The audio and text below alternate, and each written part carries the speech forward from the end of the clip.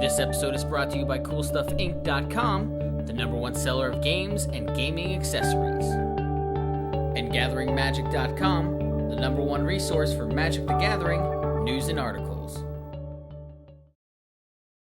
So I've said before that I wanted to do video content, and I believe that constructed videos are a good place to start. My familiarity with constructed is far better than it is limited, and I in general just like constructed formats better. What you see on the screen here is the Esper Control deck I've built online. If you're interested, you can pause the video to look at the specific list. If not, I'm just going to do a quick overview. Key features are the presence of the combination of Tamiyo the Moonsage and Gideon Jura, the lack of Liliana of the Veil, and the lack of Unburial Rites. For the most part, otherwise it operates on the Sun Titan Phantasmal Image package, Think Twice, Forbidden Alchemy, Dissipate, some spot removal, Ratchet Bombs, etc. So what I want to do is I want to take a look at a game I played against what appears to be Gerry Thompson's Delver list. I don't know for certain because I wasn't able to get the deck list, but all indications point to that's what it was. And I want to go over that game because I feel like it presents some interesting situations and illustrates some ideas. So let's load the replay. Okay, so what you see here is simply the opening of the game. He goes Seachrome Coast into Ponder, which obviously puts him on probably Delver or UW Humans, and the opening hand that I've kept is a hand that is reasonable against both decks. It should be notable that this Dissipate is probably going to sit in my hand for a while, just based on the way my mana distribution is working, and so I should be planning on using that in the late game and not the early game. That functionality is one of the reasons why I selected Dissipate as my main deck counterspell as opposed to Mana Leak or Negate. I think Dissipate has the most flexibility as sort of a early game and late game counter right now. Mana Leak just isn't effective in the late game, and Negate sometimes just doesn't hit what I need it to in the late game. So the ability of Dissipate to hit everything and to sort of be able to be played in the early game and late game, I think is very important, and so I selected that as my main deck counter. So he ponders and keeps, and then I draw Forbidden Alchemy. What's important to talk about here is land distribution. I've already put him on an aggressive tempo deck, and so it's very important that I play the correct land first because only one of my 3 lands is coming into play untapped right now. It's possible that I will draw a basic and thus allow either Glacial Fortress or Isolated Chapel to come into play untapped, but for the most part I should assume that they're going to come into play tapped. So the question is to play Glacial Fortress or Isolated Chapel first. And the answer here is going to be Isolated Chapel. And if you're curious as to why, the main thing to think about is potential lines of play. If he's on an aggressive tempo deck, especially probably Delver, one of two things is going to be true.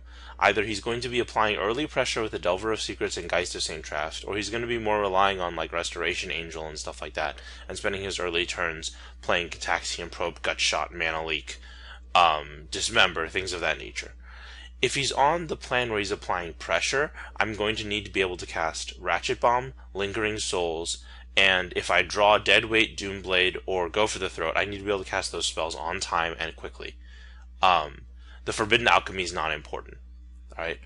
Thus, playing the Isolated Chapel first gives me the ability to cast Deadweight and Go for the Throat and Doomblade on time, while also giving me the ability to flashback Lingering Souls very soon.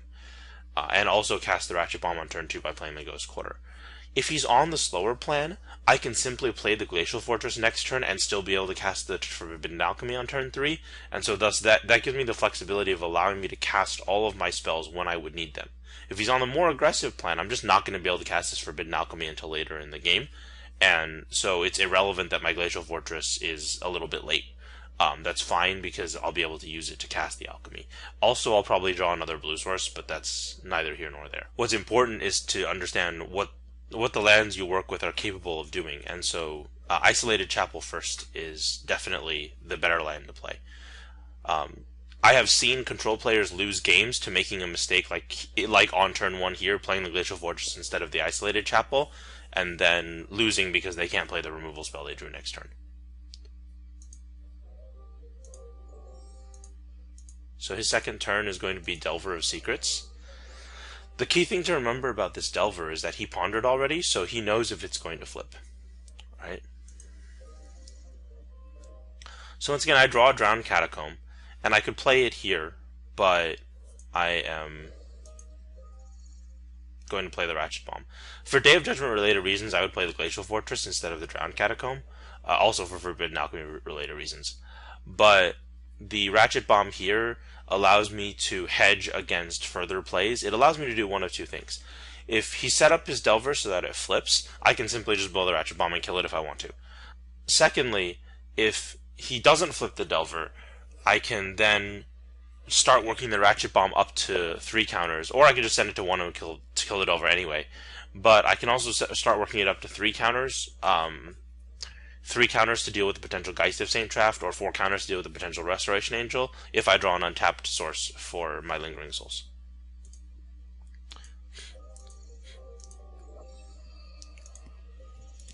So his Delver doesn't flip, and he knew that was happening, because he pondered. Obviously hits me for 1. And then Geist shows up. So what's going to happen here is, since his Delver didn't flip, I'm going to run my Ratchet Bomb to 1. That allows me to make the decision of, do I kill his Delver or do I run it up to the Geist based on what my draw is. So I draw Seachrome Coast for Lingering Souls, which is great, which means now clearly I'm running the Ratchet Bomb up to 3 to deal with his Geist, because the Lingering Souls can buy me a good amount of time against his Delver and mitigate the damage that I take from that card. I wrote recently about Force Multiplication, and this is a great example of denying my opponent his Force Multiplication by limiting the amount of damage that I take. I'm utilizing the cards at my disposal in the most efficient manner to deny him profitable attacks that impact me in a significant way, which in this case means deal me a lot of damage. The reason this is effective is that even though he's not using his spells right now, the higher my life total, the less effective his Vapor Snags and Mana Leaks are going to be, because I'm going to have that life total to buffer so that I might be able to just take one big giant swing and still survive. So Seachrome Coast Lingering Place. Seachrome Coast Lingering Souls is clearly the play here. And then we move to next turn. Here his Delver doesn't blind flip, and that's important to note, is that he's either drawing lands or threats, he's not drawing spells. It is possible that he had some spells in his opening hand and hasn't played them yet, because obviously he's tapped his mana efficiently every single turn up until now. So I don't exactly know what's going on. I would suspect a Restoration Angel here, so this is why blocking the Delver doesn't make sense. Blocking the Geist doesn't make sense, because it just means I take 4 and probably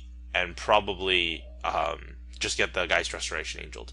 So what's going to happen here is I'd rather sack a token to block the Angel to only take 2 damage off of his Geist. Remember, my plan here is to mitigate his damage. The Ratchet Bomb will deal with the Geist no matter what. So all I have to do is get that to 3 counters.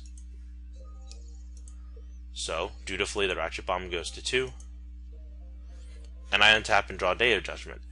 It's important to note here, when you look at your hand, you have to identify against decks like Delver what spells you can afford to get Mana Leaked and what spells you can't. Mana Leak is one of Delver's greatest force multipliers, and it's important to understand what the effect of Mana Leak on the game is. If you're getting a critical spell countered and Delver is getting a force multiplier out of it, that tends to be very bad for you. So what you want to do is you want to try to get Delver to counter your semi-critical spells, because obviously they're not going to counter a worthless spell. So you want them to counter your semi-critical spells and get a force multiplier out of that, if they can. You want to try to avoid the force multiplier in all instances, but if you're going to give it to them, you should give it to them on a semi-critical spell and not a critical spell like Day of Judgment that is going to take care of their entire board. So what's going to happen here is, because I already have 2 white sources in play, I'm going to get my second black source and second blue source in play and play the Drowned Catacomb. At this point in time, the intent is to repeat last turn, chump the Angel token, and run Ratchet Bomb. Hopefully he doesn't flip Delver. In the event that he does flip Delver, I take a little bit more damage, but I still untap with the ability to flashback Lingering Souls and run Ratchet Bomb. So you may wonder why I don't flashback Lingering Souls here. The reason is because I want to leave up Dissipate to protect my potential board right now, to protect myself from falling further behind, and also to protect myself from potential shenanigans that might ensue. So, for example, an end-step Restoration Angel is going to be absolutely terrible for me. Now, you say that requires me to Ghost Quarter my own Isolated Chapel, and I said, yes, it does, to cast the Dissipate.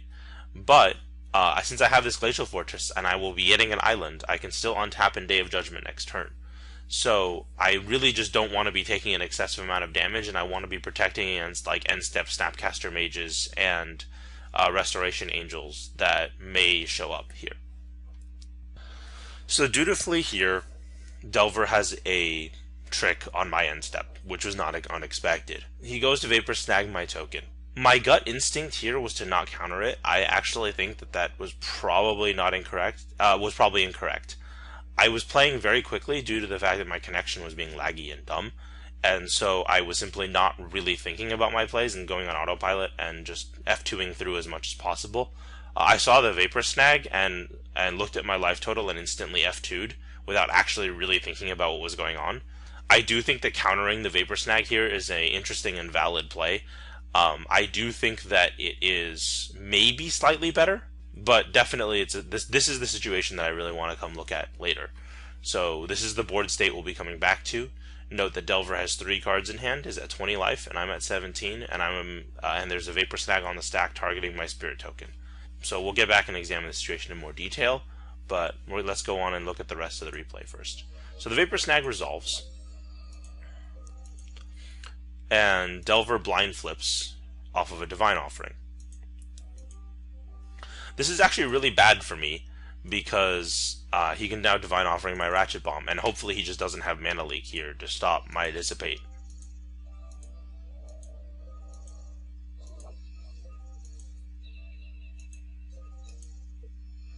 So I run my Ratchet Bomb to 3, and he's going to Divine Offering it, and then I'm going to go for Dissipate. Getting an island. And there's the Dissipate. Luckily, the Dissipate resolves. Otherwise, I would be in a very bad situation. I would be forced to Day of Judgment, and once again, pray that he doesn't have the second Mana Leak. So the play here is to flashback Lingering Souls, and to play Phantasmal Image on Delver of Secrets. This allows me to play around the Mana Leak a little bit. I doubt that he has it because he didn't Mana Leak my Dissipate, but it is possible that he saved it for a more critical spell like Day of Judgment because he could afford to let his Geist die because he still has a Delver, and he may have like a Restoration Angel or a second Geist. Under those situations, it's worth it to allow the Ratchet Bomb to kill the Geist because you can simply replace it. So obviously here, the Delver is going to copy the Insectile Aberration because the Ratchet Bomb can deal with the Geist, and that's going to happen no matter what. So there's no reason to use the Phantasmal Image to kill the Geist here.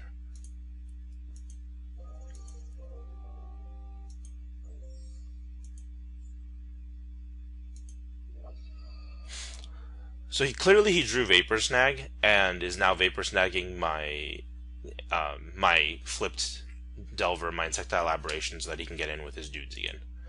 I'm just going to blow the Ratchet Bomb here because I don't want him getting an Angel token when he attacks. And then Delver is going to come in, and here it's worth it for me to attempt the trade because I don't have another Lingering Souls waiting in the wings, so I'm not going to get a better opportunity to try to trade with Delver. I'm not going to be able to block with, say, 3 tokens, or like a token and a Phantasmal Image copy or something along those, or like a token and both Phantasmal Images, and just of that nature. So I'm not going to be able to do that, so I'm just going to attempt to trade here. Obviously, he's prepared for it with Snapcaster, Mage, Vapor Snag.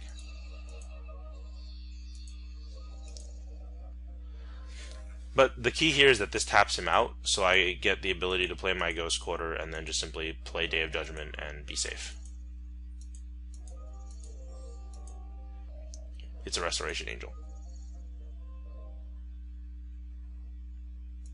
So luckily here I rip the 6th land, and simply I just play land number 6 and Sun Titan and bring back Phantasmal Image, and that's basically the end of the game. The game goes on a few more turns, but eventually he's just basically unable to handle the Sun Titan, and that's that.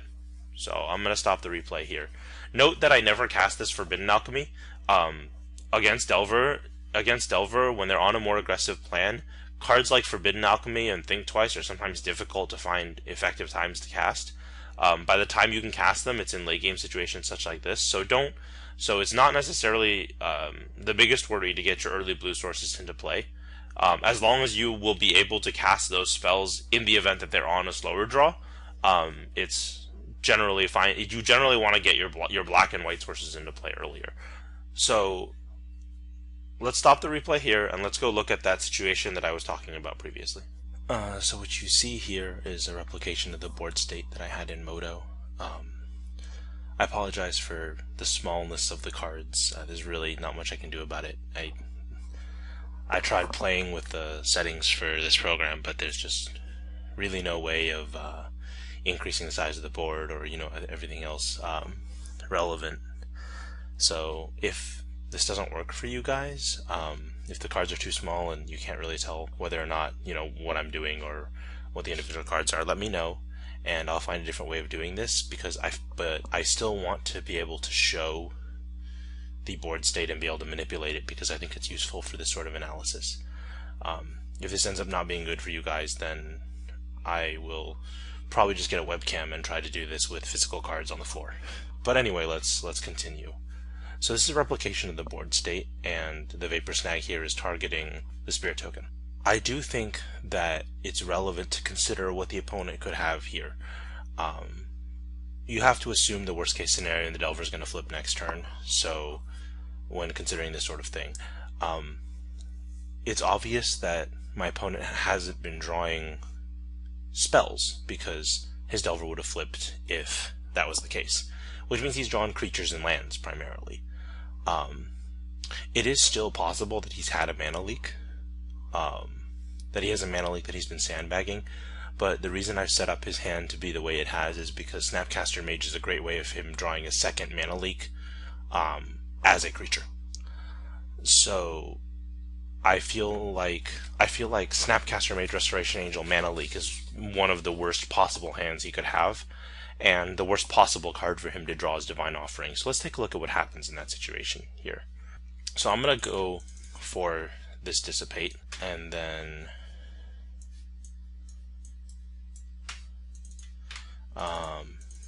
let's say it gets mana leaked, right? Then what's going to happen is this will all resolve, Spirit Token will go away, and I'll lose 1 life and go to 16. Sorry, I forgot to reset the life totals. So then what's going to happen is we're going to go to his turn.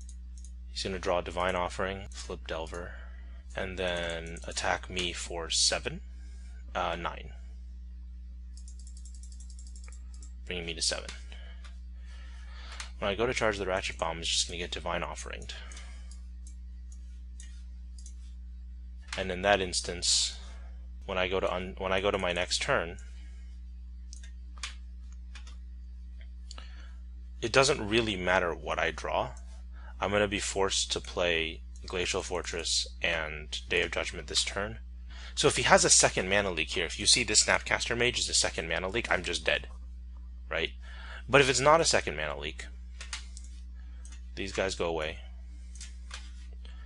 And then on his next turn, this is the board position.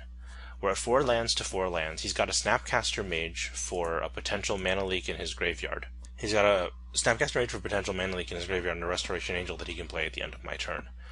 He's also got Moorland Haunt to generate tokens. So me being at 7 life here, my position really isn't that great. Depending on what this card is, we know it's a Phantasmal Image from the game, but I mean, I don't know that when analyzing the situation. I'm going to be relying on the Sun Titan and the Forbidden Alchemy to take it down, and I'm not actually sure I get there because I'm only on 4 lands, so I'm 2 land drops away from the Sun Titan. In fact, the Restoration Angel plus the Moorland Haunt is just lethal in 2 turns, in 2 swings. So what he will do is Restoration Angel swing for 3, and then Moorland Haunt swing for 4. I need to find a way of dealing with it in the interim. So as you can see, if he has a mana leak there, if he has Mana Leak plus Divine Offering, I'm sort of in trouble. Double Mana Leak plus Divine Offering is actually cold, but the odds of him having double Mana Leak are relatively low because I know he's been drawing spells. He hasn't been drawing spells, he's been drawing creatures and lands. I think it's more likely that the hand looks something like this. The problem with something like this, of course, is that Phantasmal Image isn't really an out because he can play Snapcaster Mage and Vapor Snag it, sending me to 6. And then he can get in like a swing with like a Snapcaster Mage and a Moorland Haunt token or something that can easily turn into to a total of 7 damage very quickly.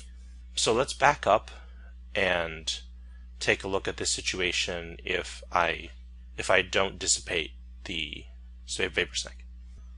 Alright, so the game state is properly reset now, and what happens if I allow the Vapor Snag to resolve? Once again, I go to 16, Vapor Snag goes away, Delver flips, I take some damage, go to 7, and then this gets Divine Offeringed, right? Dissipate comes and to clean out the Divine Offering, and we end up in basically a similar situation, right? I mean, obviously these 2 are in the graveyard, there's an island in play. Alright, so we end up in a similar situation except for the fact that I know that he can't counter my Day of Judgment. So in this situation I'm able to just resolve the Day of Judgment and relieve some pressure. However, I'm still not in the best of places. So we know that I'm cold to a pair of Mana Leaks in this situation if I dissipate. But if I dissipate the Vapor Snag, I'm cold to a pair of Mana Leaks. If I hold the Dissipate in the situation, then I'm better against the pair of Mana Leaks because he can't Mana Leak my Day of Judgment here, but I'm still likely in trouble because he's going to be able to deploy Snapcaster Mage and Restoration Angel with Mana Leak backup. He's going to be able to just deploy a threat with Mana Leak backup, and that's going to not bode well for me. So I think the interesting thing to look at is what if the card he draws isn't Divine Offering? Alright, so let's go back and look at this exact same scenario where we assume he has a Mana Leak, but that he draws another spell and it's not Divine Offering. Alright, so I've reset the game state again, and what I'm going to have him do is draw Vapor Snag instead of Divine Offering. Vapor Snag in this situation is not the best for me, but it's still like much better than Divine Offering because my Ratchet Bomb will get to do something. So let's take a look at what happens. Let's once again go through the Dissipate or no Dissipate line. Dissipate, target Vapor Snag. Mana Leak, target Dissipate. I go to 16, Spirit Token goes away. He goes to his turn. He draws Vapor Snag, flips Delver, swings for 9, sends me to 7. Run Ratchet Bomb to 3, which is fine. And then we go to my turn, and here's the predicament I'm in, okay? We know that my draw is Phantasmal Image.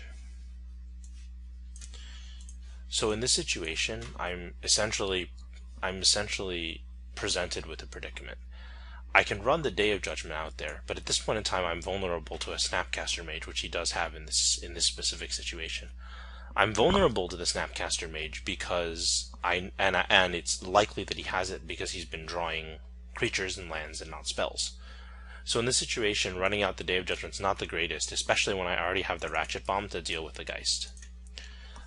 What I would do is the exact same thing that I did in previous games. This Ghost Quarter is not actually there. Whoops. Alright, so what I would do in the previous game, in the actual game, which is I would flashback Lingering Souls and play Phantasmal Image. I would probably play the Phantasmal Image first, and exile Lingering Souls second.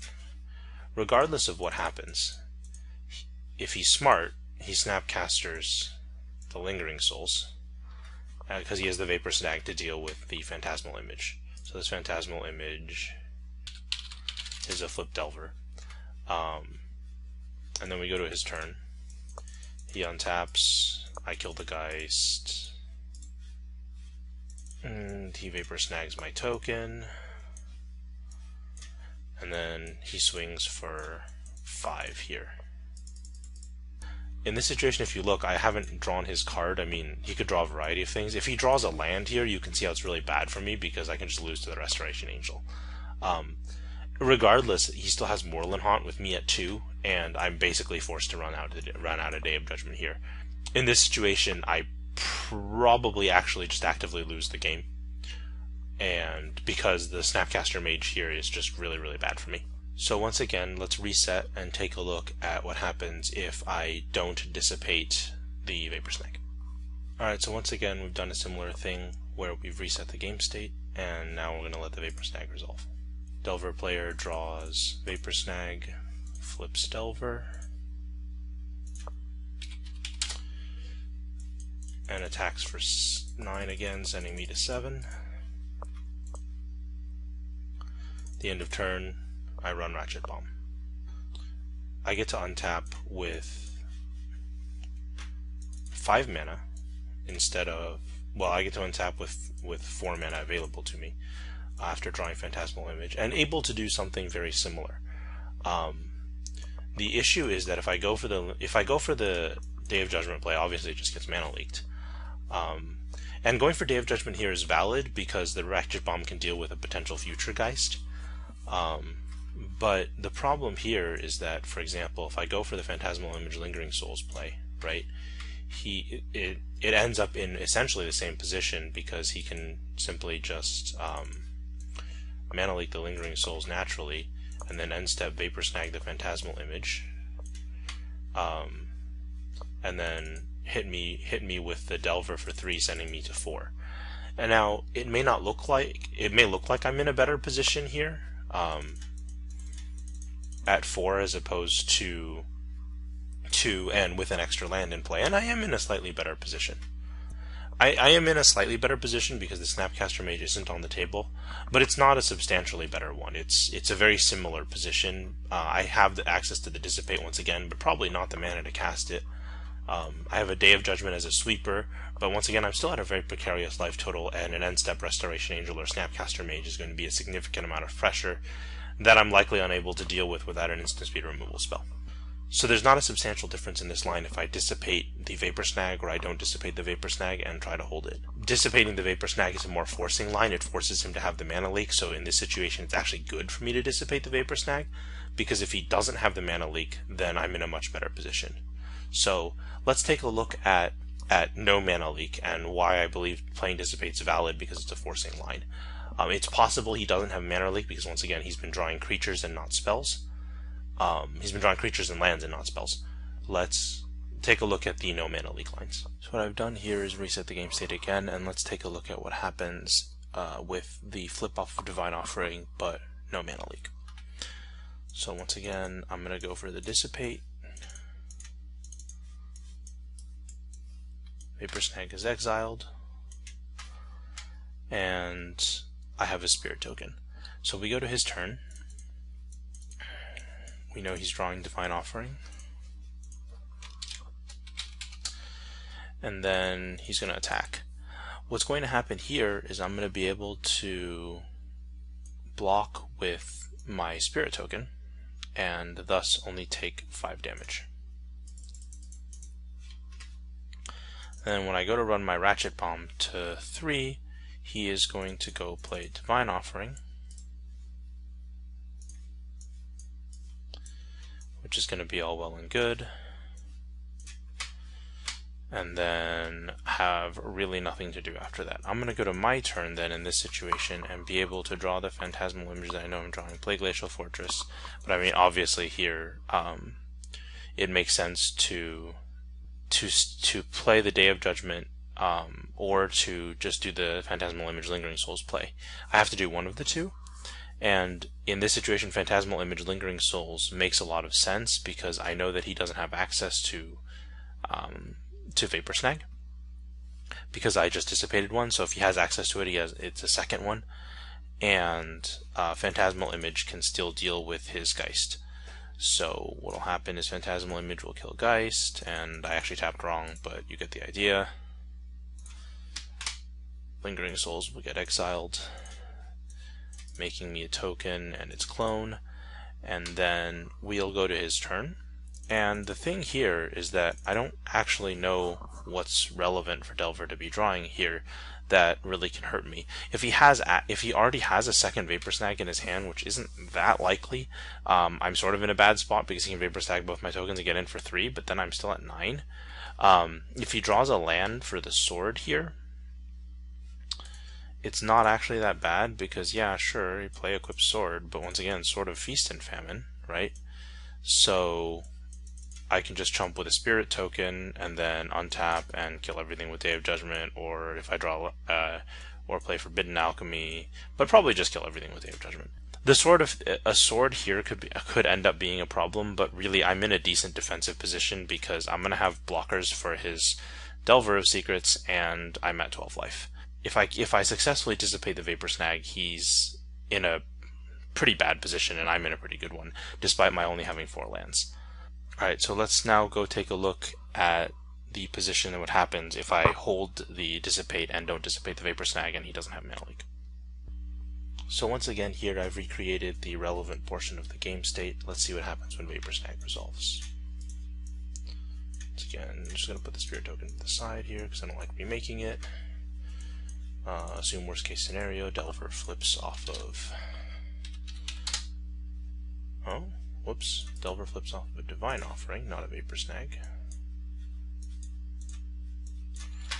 And so let's see what happens here. I take 9, go to 7 as usual. Ratchet Bomb attempts to run. Divine Offering gets played, attempted on Ratchet Bomb. Dissipate happens. Divine Offering's exiled, and then we go to my turn. On tap, draw Phantasmal Image, play Glacial Fortress, and be in this position where I can do a variety of things. What I can do is I can flashback, I can do the Lingering Souls Phantasmal Image play. And there's nothing much that he can do about it. What's going to happen is here is the exact same thing that happened in the actual game, in the sense that I can Ratchet Bomb away his Geist, Phantasmal Image will eat Snapcaster Mage or Vapor Snag, and these will attempt to trade with the Delver. In this case they'll be successful, but there's no guarantee that they will be successful all the time. I can still attempt the trade. In the event that all of this fails, though, because he's still going to have to spend mana on his turn, spending Vapor Snags on my Phantasmal Image and one of my spirits, I still have this Day of Judgment that I can play as backup. So in this situation where he doesn't have Mana Leak, I end up in a pretty good situation. So the key thing here is to note that if he doesn't have the Mana Leak, I can end up in a decent situation either way. I end up in a slightly better situation by not dissipating the Vapor Snag. So once again, let's take a look at a situation where he doesn't draw Divine Offering. Alright, so once again we have a game state reset, and let's take a look at what happens with the Dissipate here, assuming, let's go through the 2 lines again, Dissipate Vapor Snag, not Dissipate Vapor Snag. Here he doesn't have a Mana Leak, so the Vapor Snag gets dissipated, and he draws another Vapor Snag to flip his Delver.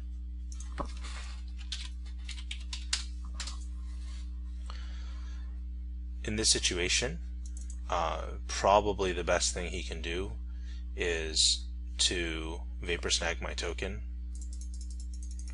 Sorry, once again I forgot to reset my life total. So he can actually just play the Vapor Snag on my token and then still get in for 9.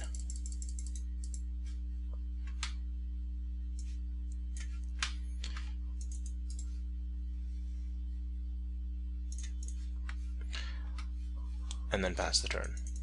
At this point in time, going to my turn, I have an actual decision point. Playing the Day of Judgment here is a valid play because it allows me to save the Ratchet Bomb for potential future threats. I would probably be more inclined to play the Day of Judgment if he had 3 mana up and not 4, because then he can't Restoration Angel me at the end of turn.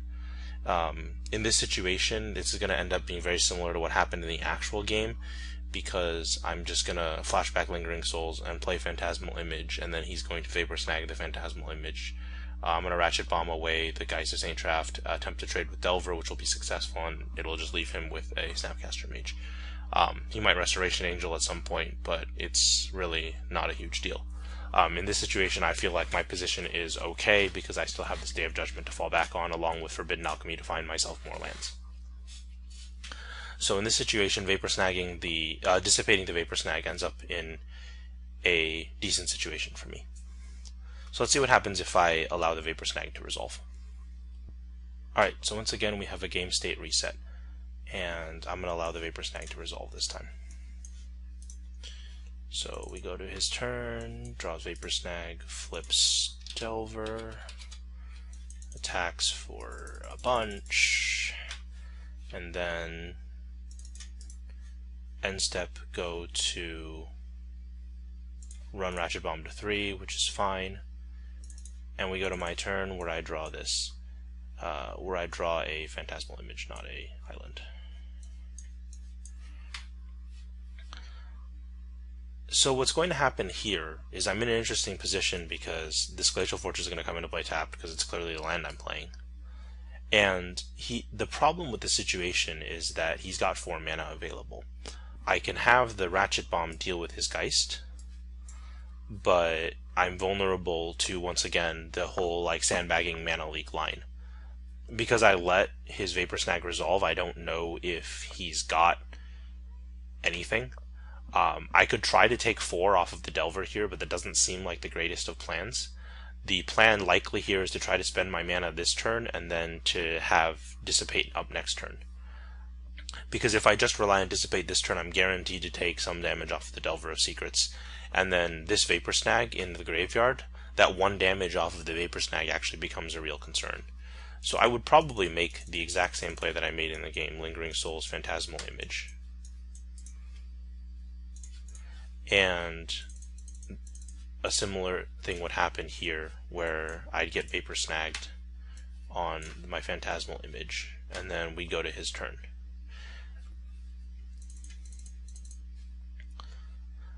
And so we end up in pretty much the exact same situation I ended up in the game, because he can play this Vapor Snag to target one of my tokens when I go to double block. The only difference being is that I'm now going to take an extra 2 points of damage and go to 4. So the only difference is going to be that I'm going to take the extra 2 points off of that Snapcaster Mage because he's going to be able to cast it off of my end step. And so that leaves myself extremely vulnerable to this Moorland Haunt and just stuff like Restoration Angel if this sort of Feast and Famine is a land or something that he can play. Or this Ponder that he drew is a land that he can play. It leaves me in a pretty vulnerable position because I'm forced to spend the next turn killing his Snapcaster Mage unless I draw a land for Sun Titan. Even if I do draw a land for Sun Titan, I'm still vulnerable to flyers because Sun Titan doesn't block flying. Sun Titan can return Ratchet Bomb to help protect myself against Moorland Haunt tokens, but Restoration Angel is becoming a real concern at this juncture. So this is what happens if I allow the Vapor Snag to resolve. So in the event that he doesn't have Mana Leak and doesn't draw Divine Offering, it's pretty evident that I want to counter the Vapor Snag. The key thing I think to note is that countering the Vapor Snag and not countering the Vapor Snag results in sort of similar positions in a lot of instances. The difference is that countering the Vapor Snag is a more forcing line of play. It tends to put the Delver player in positions where his lines of play are extremely scripted, and the Lingering Souls gives you a little bit of a fallback option alongside the Day of Judgment. While I'm not actually sure whether or not countering the Vapor Snag is correct, it is a valid line of play in the sense that it forces the Delver player and creates opportunities for the control player to defend himself and get himself into a better position. It is a line of play that I think that perhaps people might not think about in situations like this. One of the key things to think about when trying to defend yourself against a deck such as Delver is, like I said, force multiplication. How do you cut off the Delver player's effective attacks? And the Vapor Snag is a method of Delver trying to force through an effective attack, and attempting to cut that off with a spell like Dissipate is in fact in general something that you can do, and what it does is it forces the Delver player into a position where he needs to have a very specific subset of spells to be good against you. Note that everything that I had the Delver player draw, or had the Delver player have access to, Restoration Angel, Snapcaster Mage, Divine Offering, and Vapor Snag, is part of a very small subset of spells that he can have at this point that are actively good against me. Cards like Ponder, Gitaxian Probe, and Sword of Feast and Famine, while they might be good in a few turns, aren't immediately relevant, and so thus they're not part of the worst case scenario. The worst case scenario is the situation where Delver has access to a bunch of Vapor Snags, Snapcaster Mage, and Mana Leak right away. That ends up being the most problematic situation. If I can weather that, there's a reasonable chance that, for example, Restoration Angel, Sword of Feast and Famine, Moorland Haunt will be able to finish the game. It's not unreasonable that Delver will still be able to close it out. But during that situation, I'm going to have had time to play Forbidden Alchemy, to play Day of Judgment, maybe even to also play Sun Titan and to start recurring other things. And so I have other sorts of games. I also may or may not still have access to this Ghost Quarter to destroy the Moorland Haunt, so he may only get one token off of it. I'll have had time to draw Lingering Souls. There have been a variety of other things that I can do to defend myself after this situation. So that was really the main point, is I want to take a look at that Vapor Snag, and I thought it was an interesting decision point, and one that I played through largely on autopilot, and going back to look at it is sort of an interesting decision point to see how lines of play diverge and the sort of situations that you get yourself into based on a single decision about whether or not to try to force the issue at a specific point. And I do think that, like I said before, I do think that it's a valid play to counter the Vapor Snag, because I think it's a forcing line. And if you play a deck in that sort of way, if you like playing forcing lines, it is something that you can do to try to cut off Delver's effective attacks. And that's all I had. If you like this sort of content or would like more of it in the future, or there were things you didn't like or liked about the video itself, please let me know in the comments, and I hope to hear back from all of you. Thank you.